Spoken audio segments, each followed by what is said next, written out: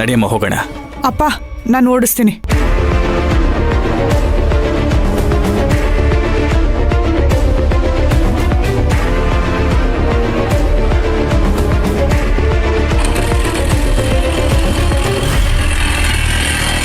ಹೋಗ್ರಿ ಹೋಗ್ರಿ, ಅಪ್ಪ ಮಗಳು ದುಡ್ಡಿಗೆ ಯಾರ ಹತ್ರ ಹೋಗ್ತಿರೋ ಹೋಗ್ರಿ. ಯಾರ ಹತ್ರನೂ ನಯ್ಯ ಪೈಸೆ ಸಿಗದೆ ಬಂದು ನನ್ನ ಕಾಲು ಕೆಳಗೆ ಬೀಳ್ಬೇಕು. ಹಂಗ ಮಾಡಿಲ್ಲ ಅಂದ್ರೆ ನಾನ್ ದೇವನೇ ಅಲ್ಲ.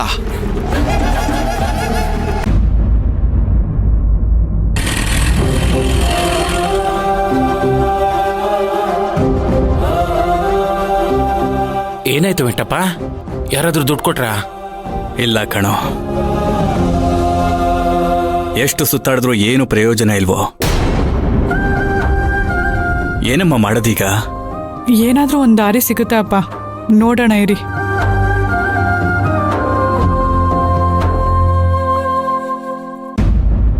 ಅಪ್ಪ, ಮಾವ 3 ಸರಿ ಕಾಲ್ ಮಾಡಿದ್ದಾರೆ. ಮಿಸ್ ಕಾಲ್ ಇದೆ. ಅಲ್ಲಮ್ಮ, ಅವನು ಪದೇ ಪದೇ 3 ಸಲ ಫೋನ್ ಮಾಡಿದ್ದಾನೆ ಅಂದ್ರೆ ಏನೋ ಮುಖ್ಯವಾದ ವಿಚಾರನೇ ಇರುತ್ತೆ. ಅದೇನು ಅಂತ ಕೇಳಮ್ಮ. ಹಾ,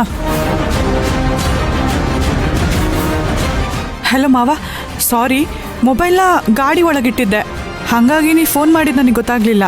ಪರವಾಗಿಲ್ಲಮ್ಮ. ಸಪ್ತಮಿ, ಇಲ್ಲೊಂದು ದೊಡ್ಡ ಸಮಸ್ಯೆ ಆಗಿದೆಯಮ್ಮ. ಏನಾಯ್ತು ಮಾವ? ಆ ರಾಜಹುಲಿ ಮನೆ ಹತ್ರ ರೌಡಿಗಳನ್ನ ಬಿಟ್ಟಿದ್ದಾನಮ್ಮ.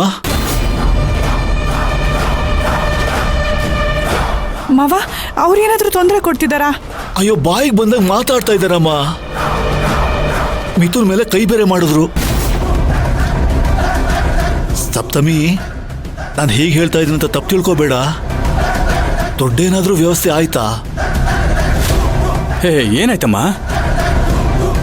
ಇನ್ನೂ ಅಮೌಂಟ್ ಅರೇಂಜ್ ಆಗಿಲ್ಲ ಮಾವ.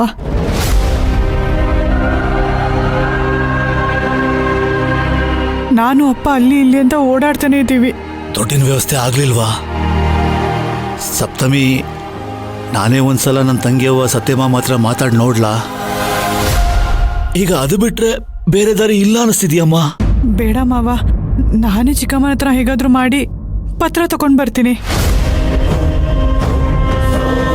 ಸರಿನಮ್ಮ.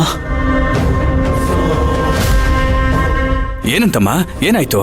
ಅಪ್ಪ, ಆ ರಾಜ ಹುಲಿ ಮನೆ ಹತ್ರ ರೌಡಿಗಳನ್ನ ಕಳ್ಸಿದಾನಂತೆ. ಮನೆಯವರೆಲ್ಲ ತುಂಬಾ ಹೆದರಿದ್ದಾರೆ ಅಪ್ಪ. ನಾವ್ ದುಡ್ಡು ಕೊಡೋವರೆಗೂ ಅವ್ರು ಅಲ್ಲಿಂದ ಹೋಗಲ್ಲ ಅನ್ಸುತ್ತೆ. ಈಗೇನ್ ಮಾಡ್ತೀಯಮ್ಮ?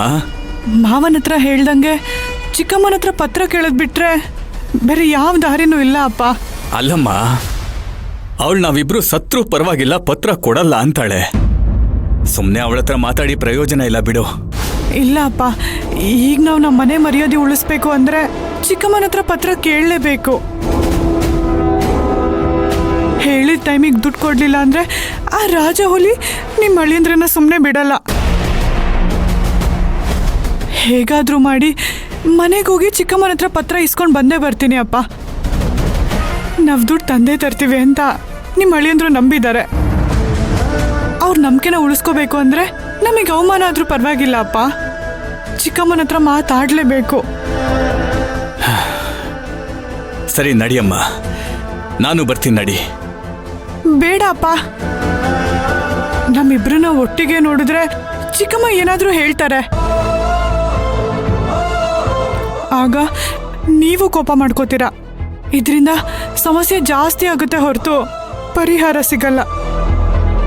ನಾನು ಒಬ್ಳೆ ಹೋಗಿ ಚಿಕ್ಕಮ್ಮನ ಹತ್ರ ಮಾತಾಡ್ತೀನಿ. ನೀವು ಪ್ರಕಾಶ್ ಅಂಕಲ್ನ ಕರ್ಕೊಂಡು ನಿಮ್ಮ ಅಳಿಯಂದ್ರು ಆಫೀಸ್ ಹತ್ರ ಹೋಗಿ. ಅಲ್ಲಮ್ಮ, ಅವಳು ಬಾಯಿಗೆ ಬಂದಂಗೆ ಮಾತಾಡಿದ್ರೆ ಏನಮ್ಮ ಮಾಡ್ತೀಯಾ? ಮಾತಾಡಿದ್ರೆ ಮಾತಾಡ್ಲಿ ಅಪ್ಪ. ಕೆಳಗ್ ಬಿದ್ದಾಗ ಕಲ್ಲಿನೇಟ್ ತಿನ್ಲೇಬೇಕು. ಅವರು ಏನಾದ್ರೂ ಬೈಲಿ, ಆದ್ರೆ ಕೊನೆಗೆ ಪತ್ರ ಕೊಟ್ರೆ ಸಾಕು. ಸರಿ ಅಪ್ಪ, ನಾನು ಹೋಗಿ ಬರ್ತೀನಿ. ಸರಿನಮ್ಮ.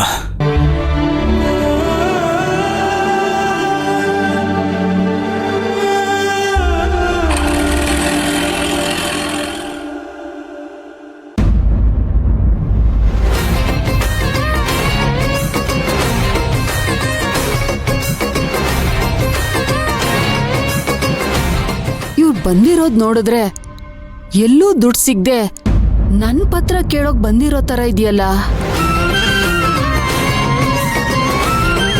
ಏನ್ ಮಾಡ್ಲಿ ಈಗ? ಚಿಕ್ಕಮ್ಮ, ನಿಮ್ಮ ಹತ್ರ ಒಂದು ಮುಖ್ಯವಾದ ವಿಷಯ ಮಾತಾಡ್ಬೇಕಾಗಿತ್ತು. ನಾನ್ ಅಮ್ಮ ಆಗಿದ್ರೆ ನೀನ್ ನನ್ನ ಹತ್ರ ಮಾತಾಡೋದ್ರಲ್ಲಿ ಅರ್ಥ ಇರ್ತಿತ್ತು. ನಾನ್ ನಿನ್ಗೆ ಅಮ್ಮನೇ ಅಲ್ಲ, ಚಿಕ್ಕಮ್ಮ ಅಲ್ವಾ? ನನ್ನ ಹತ್ರ ಏನ್ ಮಾತಿದೆ ಬಿಡು ಸಪ್ತಮಿ. ಚಿಕ್ಕಮ್ಮ, ದಯವಿಟ್ಟು ನಾನು ಆಡ್ಕೋಬೇಡಿ. ಅಯ್ಯಯ್ಯೋ, ನಾನೆಲ್ಲಮ್ಮ ಆಡ್ಕೊಂಡೆ? ಇರೋ ವಿಷಯನ ಇದ್ದ ಹಾಗೆ ಹೇಳ್ತಿದ್ದೀನಿ. ನಾನು ಎಷ್ಟೇ ಆದ್ರೂ ನಿನ್ಗೆ ಚಿಕ್ಕಮ್ಮ ಅಲ್ವಾ? ಚಿಕ್ಕಮ್ಮ, ದಯವಿಟ್ಟು ನನ್ನ ಕ್ಷಮಿಸ್ಬಿಡಿ. ಅವತ್ತೇನೋ ಆವೇಶದಲ್ಲಿ ಮಾತಾಡ್ಬಿಟ್ಟೆ. ಪ್ಲೀಸ್, ಅದ್ಯಾವ್ದನ್ನು ಮನ್ಸಿಗೆ ಹಾಕೋಬೇಡಿ. ನನಗೆ ಅಡ್ಗೆ ಮನೇಲಿ ಕೆಲ್ಸ ಇದೆ. ಚಿಕ್ಕಮ್ಮ, 1 ನಿಮಿಷ ನನ್ನ ಮಾತು ಕೇಳಿ.